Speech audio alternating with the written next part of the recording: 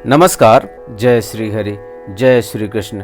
भाद्रपद, जिसे भादौ कहते हैं, इस माह के शुक्ल पक्ष की एकादशी, जिसका नाम पद्मा एकादशी है, यह एकादशी दिन बुधवार को है और इस दिन अंग्रेजी तारीख 3 सितंबर 2025 है। आज हम इस पद्मा एकादशी का महात्म जानेंगे और साथ में इस दिन हमें फलाहार किसका करना चाहिए इसके बारे में जानेंगे। आइए कथा का आरंभ करते हैं। जैसा कि हम जानते हैं कि एकादशी के महात्म की जितनी कथाएं हैं, सभी में युधिष्ठिर जी और भगवान श्री कृष्ण का प्रश्नोत्तरी चलता है। मतलब युधिष्ठिर जी जानना चाहते हैं कौन सी एकादशी कब आती है और इसका महात्म्य क्या है, इसकी विधि क्या है। तो उसी में कथा का आरंभ होता है। युधिष्ठिर जी ने पूछा, केशव, भाद्रपद मास के शुक्ल पक्ष में जो एकादशी होती है उसका क्या नाम है, कौन देवता है और कैसी विधि है, यह बताइए।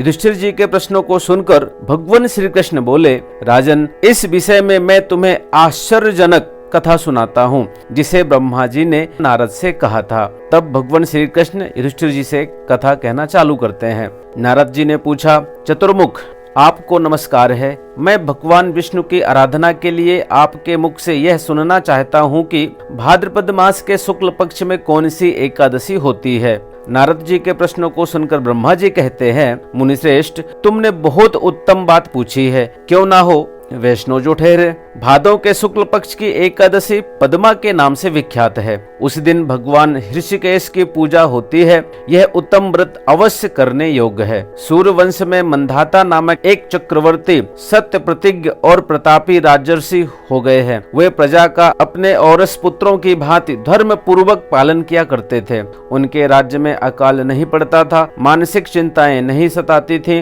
और व्याधियों का प्रकोप भी नहीं होता था। उनकी प्रजा निर्भय तथा धन धान से समृद्ध थी। महाराज के कोष में केवल न्यायोपार्जित धन का ही संग्रह था। उनके राज्य में समस्त वर्णों और आश्रमों के लोग अपने अपने धर्म में लगे रहते थे। मानधाता के राज्य की भूमि कामधेनु के समान फल देने वाली थी। उनके राज्य करते समय प्रजा को बहुत सुख प्राप्त होता था। एक समय किसी कर्म का फल भोग प्राप्त करने पर राजा के राज्य में 3 वर्षों तक वर्षा नहीं हुई। इससे उनकी प्रजा भूख से पीड़ित हो नष्ट होने लगी। तब संपूर्ण प्रजा ने महाराज के पास आकर इस प्रकार कहा, नृपश्रेष्ठ, आपको प्रजा की बात सुननी चाहिए। पुराणों में मनीषी पुरुषों ने जल को नारा कहा है। वह नारा ही भगवान का अयन निवास स्थान है, इसलिए वे नारायण कहलाते हैं। नारायण स्वरूप भगवान विष्णु सर्वत्र व्यापक रूप में विराजमान हैं। वे ही मेघ स्वरूप होकर वर्षा करते हैं। वर्षा से अन्न पैदा होता है और अन्न से प्रजा जीवन धारण करती है। नृपश्रेष्ठ, इस समय अन्न के बिना प्रजा का नाश हो रहा है, अतः ऐसा कोई उपाय कीजिए जिससे हमारे योगक्षेम का निर्वाह हो। प्रजा की बातें सुनकर राजा ने कहा, आप लोगों का कथन सत्य है, क्योंकि अन्न को ब्रह्म कहा गया है। अन्न से प्राणी उत्पन्न होते हैं और अन्न से ही जगत जीवन धारण करता है। इस श्लोक में बहुधा ऐसा सुना जाता है तथा पुराण में भी बहुत विस्तार के साथ ऐसा वर्णन है कि राजाओं के अत्याचार से प्रजा को पीड़ा होती है, किंतु जब मैं बुद्धि से विचार करता हूँ तो मुझे अपना किया हुआ कोई अपराध नहीं दिखाई देता। फिर भी मैं प्रजा का हित करने के लिए पूर्ण प्रयत्न करूंगा। ऐसा निश्चय करके राजा मानधाता इन्हें गिने व्यक्तियों को साथ ले विधाता को प्रणाम करके सघन वन की ओर चल दिए। वहां जाकर मुख्य मुख्य मुनियों और तपस्वियों के आश्रमों पर घूमते फिरे। एक दिन उन्हें ब्रह्मपुत्र अंगिरा ऋषि का दर्शन हुआ। उन पर दृष्टि पड़ते ही राजा हर्ष में भरकर अपने वाहन से उतर पड़े और इंद्रियों को वश में रखते हुए दोनों हाथ जोड़कर उन्होंने मुनि के चरणों में प्रणाम किया। मुनि ने भी स्वस्ति कहकर राजा का अभिनंदन किया और उनके राज्य के सातों अंगों की कुशल पूछी। राजा ने अपने कुशल बताकर मुनि के स्वास्थ्य का समाचार पूछा। मुनि ने राजा को आसन और अर्घ्य दिया। उन्हें ग्रहण करके जब वे मुनि के समीप बैठे तो उन्होंने इनके आगमन का कारण पूछा। तब राजा ने कहा, भगवान, मैं धर्मानुकूल प्रणाली से पृथ्वी का पालन कर रहा था, फिर भी मेरे राज्य में वर्षा का अभाव हो गया। इसका क्या कारण है, इस बात को मैं नहीं जानता। ऋषि बोले,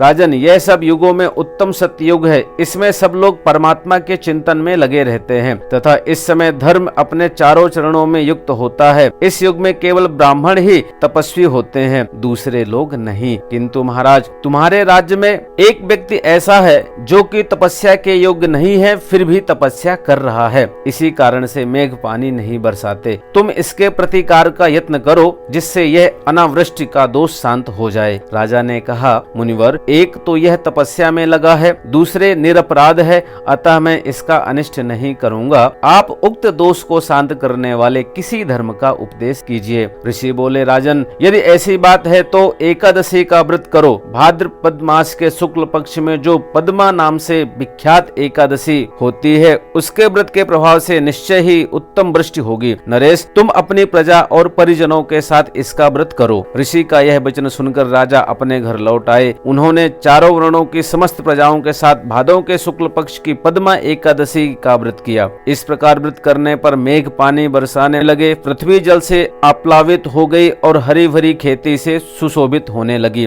उस व्रत के प्रभाव से सब लोग सुखी हो गए। इस तरह कथा सुना करके भगवान श्री कृष्ण आगे कहते हैं, राजन, इस कारण इस उत्तम व्रत का अनुष्ठान अवश्य करना चाहिए। पद्मा एकादशी के दिन जल से भरे हुए घड़े को वस्त्र से ढककर दही और चावल के साथ ब्राह्मण को दान देना चाहिए। दान करते समय निम्नांकित मंत्र का उच्चारण करें। नमो नमस्ते गोविंद बुध श्रवण संग अघोग संचयम कृत्वा सर्व सौख्य प्रदो भवः भुक्ति मुक्ति प्रदश्चैव लोकानां सुखदायकः।